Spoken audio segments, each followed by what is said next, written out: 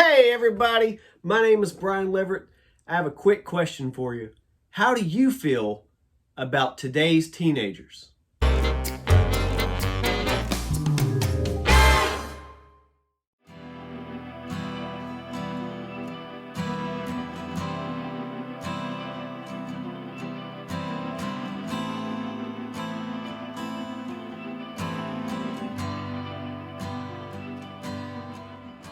Sounds like those same things could be said about today's youth.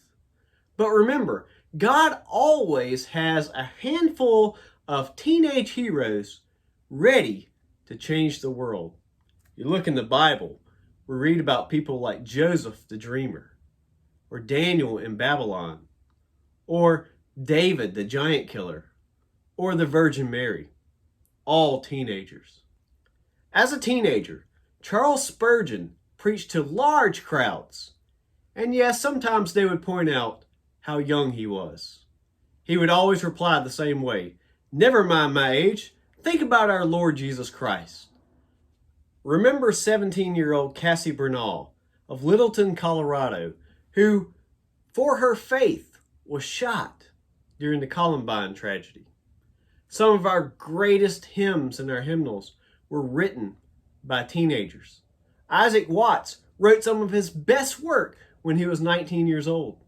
John Milton, when he was just 15, wrote "Let Us with Gladsome Mind," a very awesome hymn.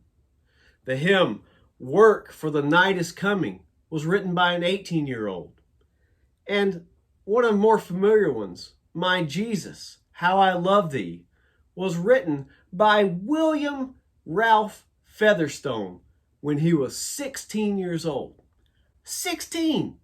We need teenagers today, and people of all ages, that will have the courage to say with William Featherstone, "My Jesus, I love you, and for you, Lord, all sins I resign."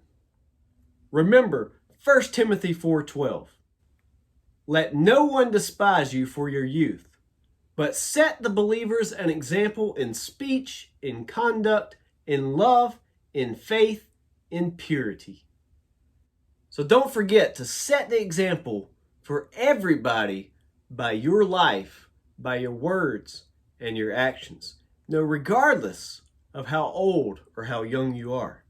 Well, that's all we have for today. You know what? I'd be interested if you would just put in the comments, how do you feel about today's teenagers? What about the next generation? Is there hope for us in the church? I'll see you next time here on the Pastor's Paddock.